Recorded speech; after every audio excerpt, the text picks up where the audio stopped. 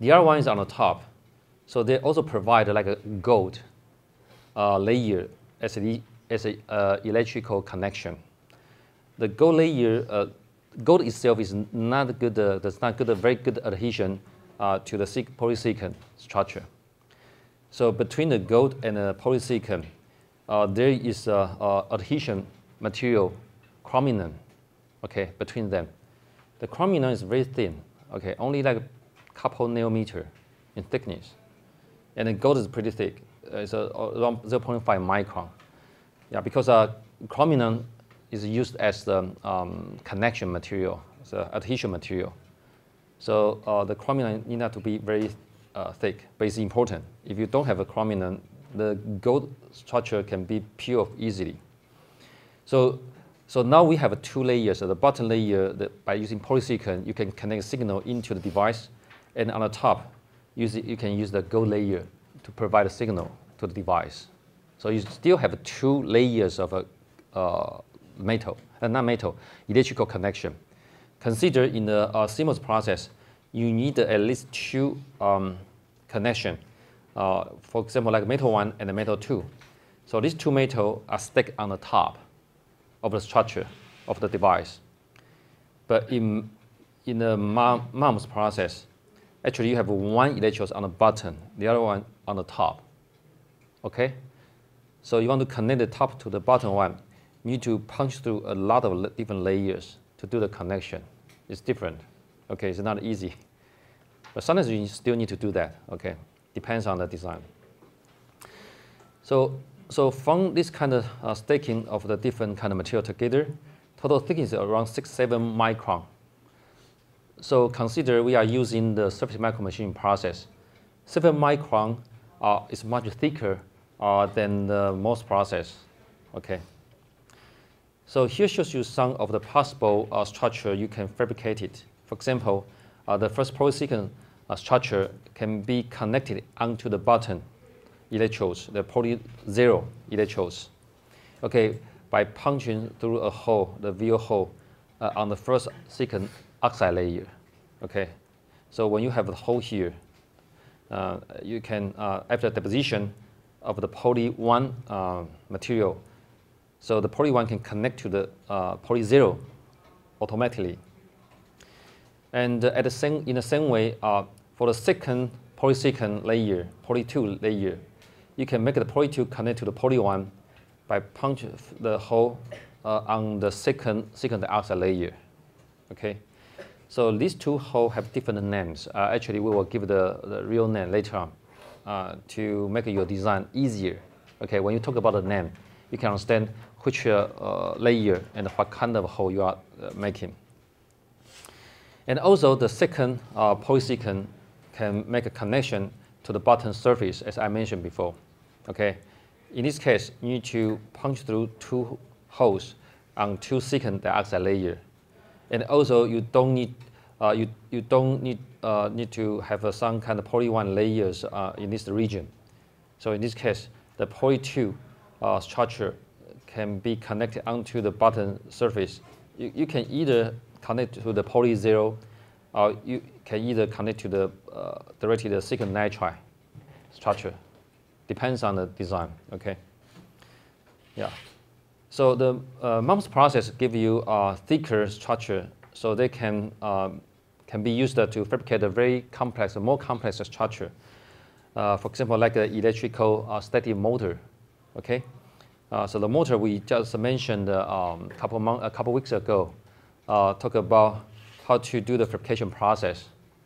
Actually, this process is designed after the first fabrication of the electrostatic motor. So the Foundry talk with those professors in UC Berkeley, and to consider what kind of thickness they really need for doing this kind of structure. So end out, they conclude the 2 micron thickness and the 1.5 micron thickness of the two polysilicon layers are necessary. And also the first superficial layer need to be thick enough in order to release some like a mirror structure, the optical MEMS structures. So that's why finally they come up with this kind of structure So this structure can be used for most of the surface micro machine process. Depends on your needs. Okay. So that's an example for MEMS structures, the devices. Okay, and there are several other processes, but some of the processes are not available now. In the past, there's one process we call the LIGA process. LIGA process, which is provided by University of Wisconsin. Actually, in Taiwan, our synchrotron radiation center also provided some LIGA process in the past, but now it's not as it's not provided anymore. Okay, just to give you some idea. So the LIGA process gives one very thick layers of structure. The material is usually nickel. It's a metal. It's kind of metal. Okay, so this process is good for making mold, especially high aspiration mold. Okay, so after this fabrication, it's not use this as a device. Use this as a mold, because you have a very strong metal on the top of a substrate. So when you do the molding, you can fabricate thousands, even 10,000s of a structure easily by using this as a mold. So the thickness is it was like 30 or 200 micron. However, they can perform very good feature size. So for LIGA process, usually they can provide the aspect ratio around like a 1 to 10, even to 1 to 100. For example, you have a 10 micron beam, the thickness can go up to like a 1 millimeter, for example, 1 to 100 maxima. So it's much thicker than any UV lithography process you can have. UV lithography usually can give you a aspect ratio around 1 to 10 in this kind of order. It's not easy to go to 1 to 100, but LIGA, because it is using synchrotron radiation, the X-ray beam to do the exposure. So the X-ray beam can go very, very deep, okay, with very good feature definition. There's a difference. But as you know, synchrotron radiation, by using the synchrotron radiation, is very expensive. Yeah, the facilities are not easy to access. Only expert, okay, the people know how to use that, can use that, do that by them and then provide to you. It's not easy for you to do that by yourself. But for UV lithography, it's easier, okay? And also, some processes provide a second RE, deep RE process. Second deep RE process is around like $1,000 per wafer, okay? So it's not that expensive. That's why the deep second RE process is more popular now. In the past, MCMC provided this process. Actually, until now, I think many different places provide the deep second RE surface for you. For example, in Taiwan, you can go to the precision 精仪中心的就是那个 precision 那个叫什么 machine or to go to the center, okay, to do the precision machine design center. Okay, they can provide this kind of service for you, or you can go to our nano fabrication center in our school. So we also have this kind of deep second RE process, and also you can consider to go to E3, okay. E3 also can provide this kind of service for you. So you just give them the design, they can do the etching for you. So it's become very popular now.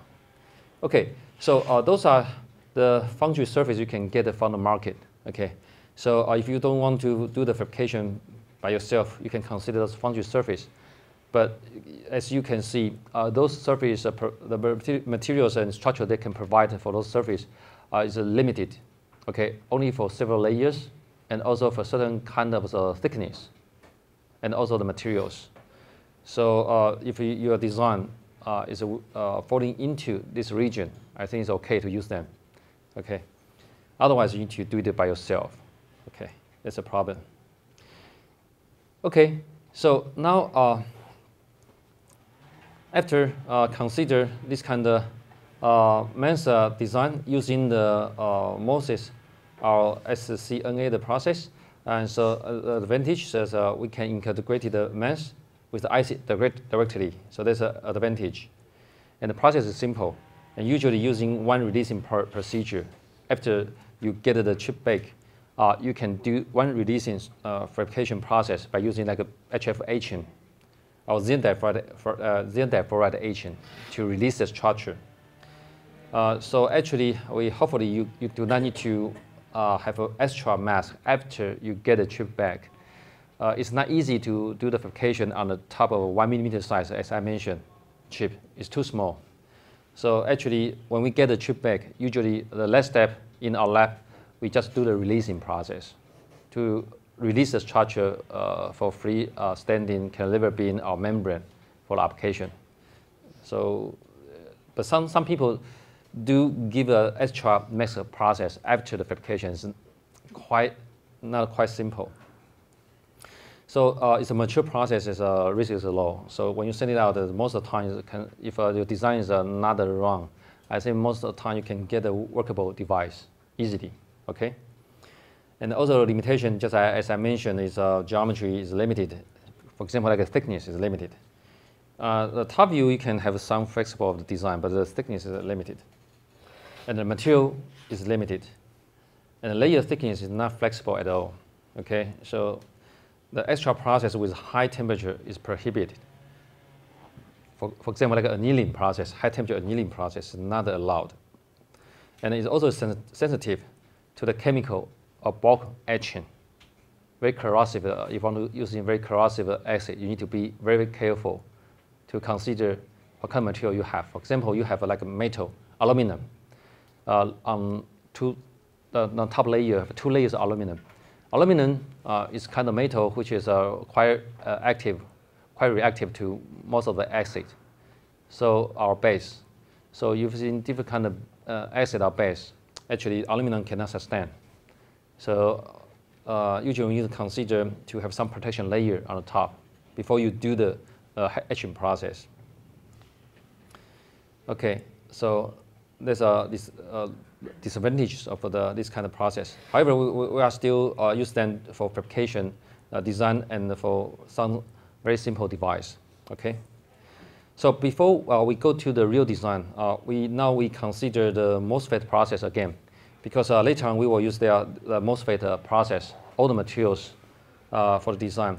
So you need to understand in detail the layers, what kind of process and layers, one by one, stick together, and also their a little bit operational principle. Because in the next homework, we are going to combine the IC with the MEMS device together. So you can see they can be fabricated at once on the same substrate. Then operate the IC, you can drive the MEMS device for your application. So now we need to understand a little bit about the MOSFET, the principle, operational principle of MOSFET. So as you know, for the MOSFET, there are 3 electrodes, 3 different structures. So the center one we call the gate, and the one side we can call it a source, and the other is a drain. Okay, so the symbol looks like this. So you can think of this as like a reservoir, 像水库一样 reservoir.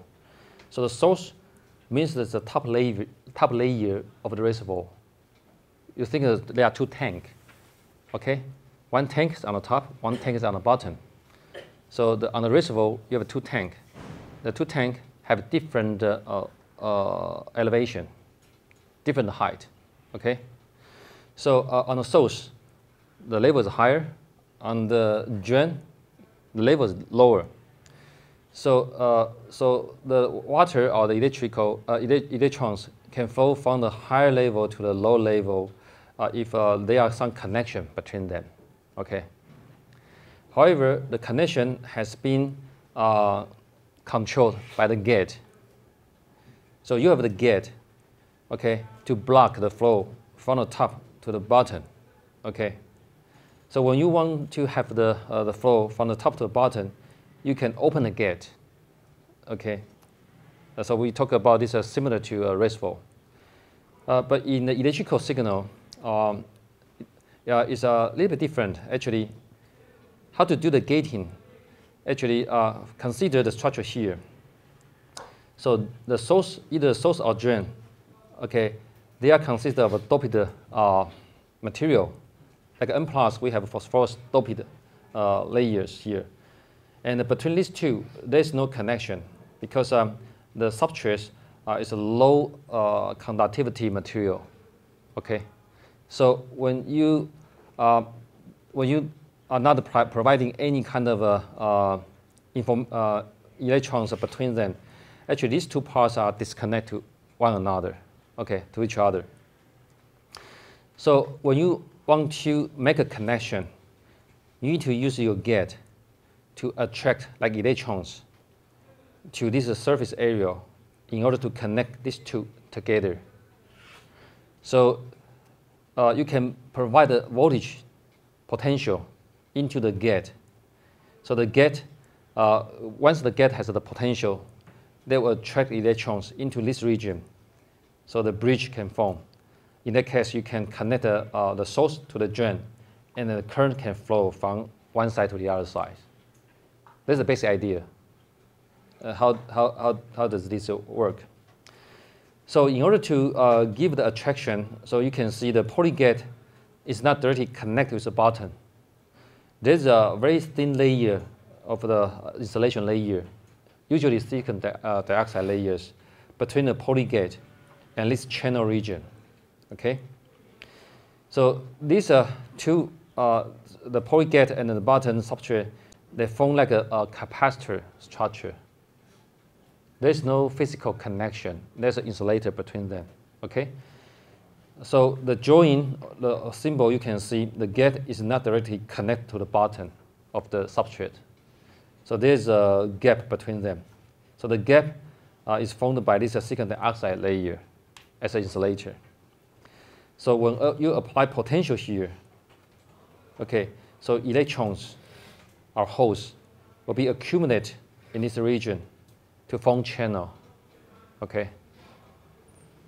So when you do the drawing, don't misunderstand the poly gate is connected to the bottom substrate directly. It's not correct. Actually, they are not connected to each other. They form a capacitor. So when you have electrons or holes, for example, like a positive charge accumulated here, you can attract a negative charge on the bottom. Okay, to form a channel. Okay. So like for MEMS, the MEMS actually consists like of N+ over here. That means those region can provide electrons. So when you want to do a connection between these two electron-rich region, you need to attract electrons. So by applying positive charge to this region, you can attract electrons, the negative charge, into this region. So in MEMS, usually we'll provide like a positive charge to the gate region. Okay. But from PMOS, it's just opposite. We provide a negative charge here to attract positive holes into this region in order to connect two whole regions. Do you understand? The MEMS and PMOS, they are opposite. They are different. Okay. For MEMS, you provide a positive potential. For PMOS, you provide a negative potential. Okay. And also, in addition to the three electrodes, the source, gate, and drain, actually there are one electrode connected to the body. That's the fourth electrode. Sometimes it's important to connect one electrode to the body because you want to make the body connect to the ground, okay? Or connect to some kind of reference potential in order to stabilize the potential on the substrate. Otherwise, the potential here will be floating. The floating means there's no fixed condition of the potential on the substrate. So if the potential is not fixed, the potential of the substrate will be affected by the environment. For example, you have a device close to some kind of electrical instruments. The electrical fields of the instruments will affect the MOSFET. especially the substrate. So the substrate potential will be changed because of the environmental potential, okay, interference potential. So in this case, the operation of the device will be not stable. We'll have some problem, okay. Originally, you provide some kind of voltage over here. It can work if the potential here is 0. However, when this potential elevated into like a 2 volt, for example, so the original applied potential may not work because maybe the provided potential is lower than your substrate potential. So you cannot get fixed references. So it's important the first one, okay, the body one, need to connect to either ground or some kind of reference potential to fix the potential of the substrate in order to give you good reference to other electrodes. Okay, so but in most of the design like textbooks, they usually don't draw this part. So there's a problem. Sometimes people will misunderstand that there's no need for the connection. However, for your design, you really need to connect this one. So I will tell you how. Okay, actually, I think TA just sent you the software of the LED, right? A couple weeks ago. And actually, there are one example, 02 example. I think it's name is 02 sample, 02 sample. There's a file. Okay, the file which has been provided by me. I drew all the fundamental layout insights for the NMOS and PMOS devices, and also example for the cantilever beam structure. So you can follow the example and use that as a source to design your own device you need. Okay, so it's not directly take my design and put it into your final homework. It's not workable. You need to do adjustment. Okay, let's only give an example. Okay, don't misunderstand. That's the answer. It's not the answer. It's only example for you to start with, easily. Okay. Okay, so this MOSFETs, the cross-section structure and also three-dimensional structure and also the symbol. So there are two kinds of MOS, NMOS and PMOS. As we mentioned before, for NMOS, we have N plus on the doping region. So the NMOS can conduct electrons. And for PMOS, actually they are P plus doped region. So they can conduct holes. We can consider holes as a positive charge and electrons as a negative charge. It'll be easier for you to understand. So NMOS is used to conduct negative charges. PMOS is used to conduct positive charges. Okay? So for NMOS, you can see the drain and the source. Because it conducts electrons, it's a negative charge. So the negative charge will go from the source to the drain, all right?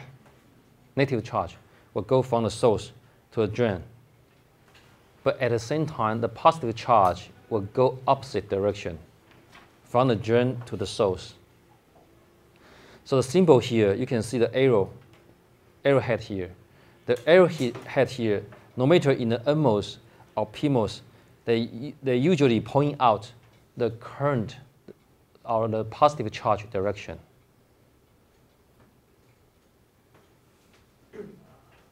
Do you understand? No? Okay, good. I say it again. Okay. So for NMOS usually used to conduct electrons. Electrons are negative charges. Okay. So for no matter NMOS or PMOS, the charge will go from the source to the drain, right? Like a reservoir. Reservoir, we have a top level, bottom level. Top level usually we call the source. Bottom we call the drain. Okay? So you think of the charge, no matter it's not positive or negative, the charge usually always go from the top to the bottom, from the source to the drain. But in NMOS, we are conducting negative charge, right? So negative charge go from the source to the drain, right? That means the positive charge go from the drain to the source in the opposite direction. then the arrow always pointing out the positive charge direction. So that's why the pointing direction is different from your electron flowing direction. Understand? But in the PMOS is more straightforward. PMOS is used to conduct the holes, the positive charges. So positive charge is from the source to the drain. So you can see the hose flowing direction is the same as the current flow direction from source to the drain. Okay? So remember, the arrowhead is pointing out the current flow direction. That means the positive charge flowing direction. Okay? So for the NMOS, it's going down and the PMOS going up. Okay? So, so the gate region for controlling the NMOS, usually we give a positive potential to attract negative charge to form a channel. Remember, okay? For PMOS, it's opposite. The gate usually give a negative charge, okay, to attract the holes into this region. Understand? Okay. So when we connect them together, become a useful device. For example, like a inverter. The inverter is a very useful device, which is used in the digital IC circuit. Okay. The inverter means the function is. Let's talk about function first. When you input a signal, if the signal is on, the output signal will be off. So the output always inverted the signal from the input. If you give the input the down, low level of voltage, the output will elevate, become high. Okay? That's the function of inverter.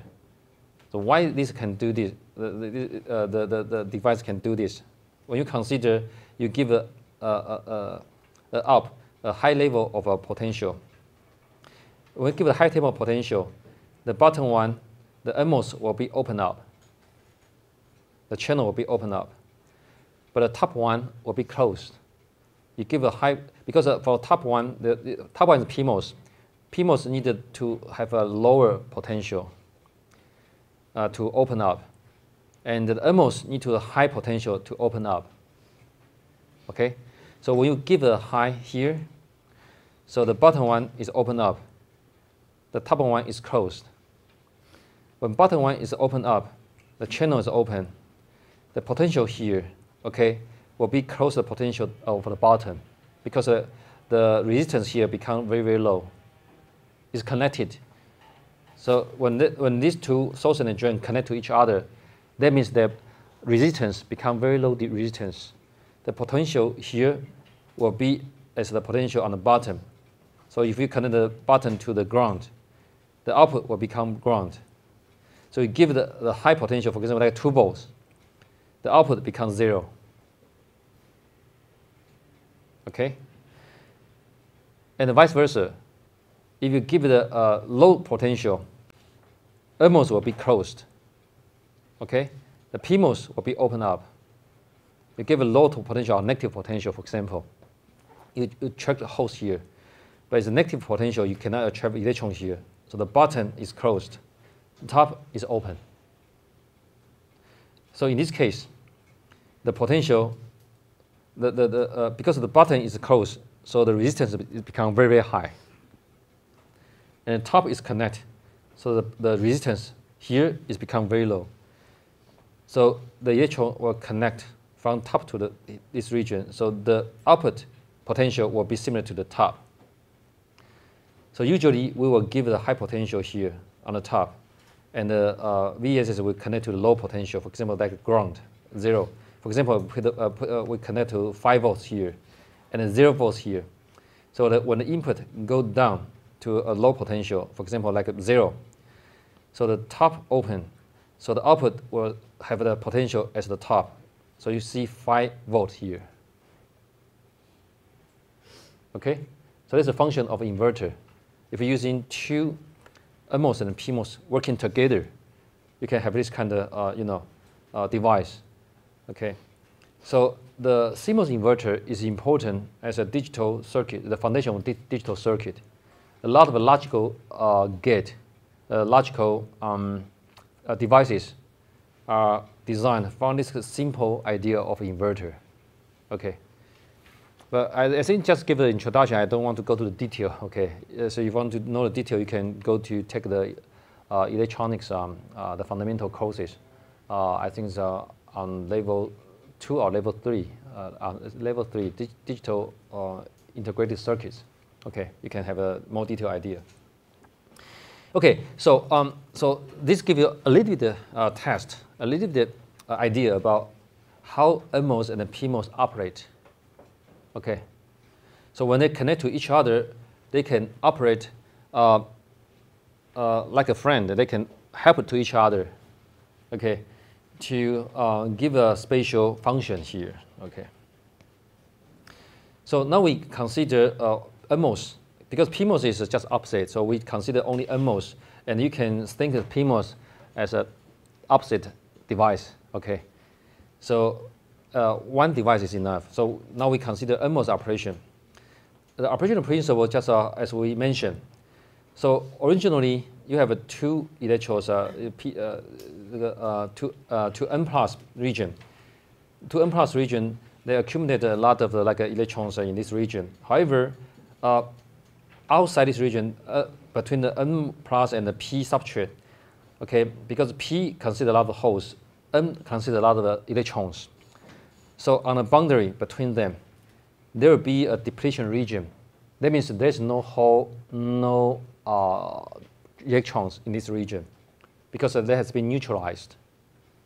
You have a negative charge here, you have a positive charge here, and on the boundary, they neutralize with each other, 中和起来，中和. So there will be no charge over there. If there's no charge over there, we call this region as a depletion region. 空乏区，就是没东西的地方，空乏。So when you form a depletion region here, actually these two regions are separate from each other. There is no electrical connection. No. Okay? So when you want to build up the electrical connection, you definitely need to provide some channel over here.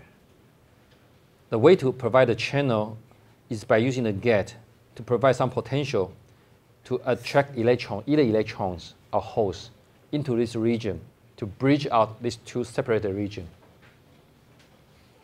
Okay?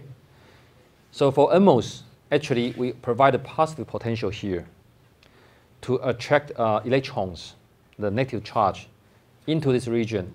So the original depletion region, by attracting the charge into this region, the depletion region will become another depletion. Okay? So you have electrons here. So now you can connect these two areas together. Okay? So that's a basic idea. Okay, but based on this basic idea, actually you have three different cases. Okay, so now we consider. So it looks a little bit complex because three electrode devices. Okay, so so now we need to understand some kind of symbols. Okay, so when you provide some potential here, this potential will attract the electrons over here. And if these two tanks put onto the same level, there will be no current flow. Because you have a reservoir, you need to put one reservoir on the top, the other one on the bottom. If the two tanks are on the bottom, there won't be, the height difference. They also, even you open up the gate, there will be no current flow. Okay?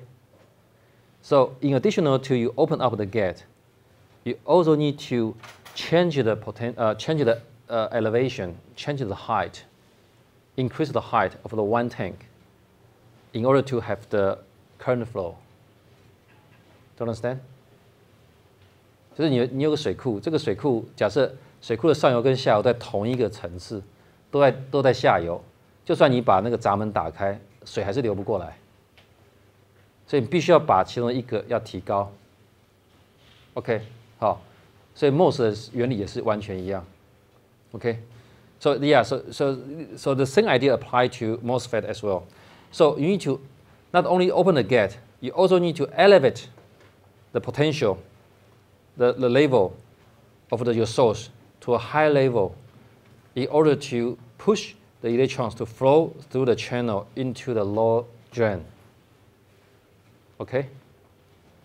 Yeah, so this is the operation of the MOSFET. So consider the difference of the potential between the source and the drain.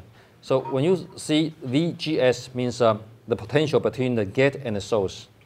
VDS means the potential between the drain and the source.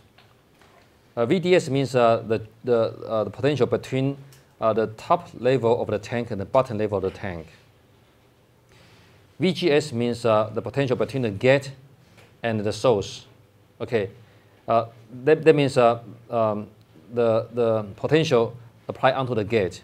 Okay, so when you have a potential applied to the gate, and also you have the potential between the source and the drain.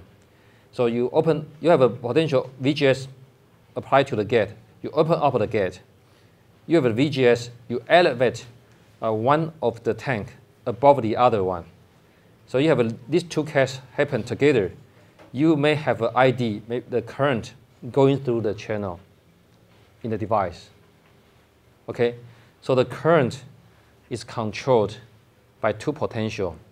One is the gate potential, we call the VGS.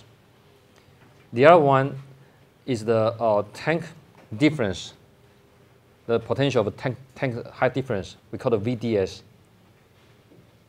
Understand? So two potential control the current going through the channel. OK， 好，再讲一次，有两个那个电压控制中间的电流，一个是你的闸极的电压，好，另外一个是你的两个 tank 中间就是 source 跟 drain 的电位差，这两个控制电流。所以你闸门开得越大的话，电流会越大，对不对？你两个这个之间的这个高度差得越大的话，电流也会越大。好，这是 device 工作的基本原理。所以你会看到后面的公式，它的电流会跟这两个电压差会有关系，不见得是线性的，可能是平方或其他次方的关系。好，等一下我们看到那个关系。Okay, so this is the basic idea. So now we consider three different cases. The first one we call the cutoff. Cutoff means we don't open up the gate. We close the gate. So when we close the gate, that means there's a spatial voltage we call the threshold voltage. The threshold voltage means the gate voltage need to be higher than that threshold voltage. Otherwise, the gate cannot be opened up. 一个门槛值，好，闸极必须要超过一个门槛值，它才打得开。你的闸门要开得够大才打得开，你开一点点没有用。好，它有一个门槛值，叫 threshold。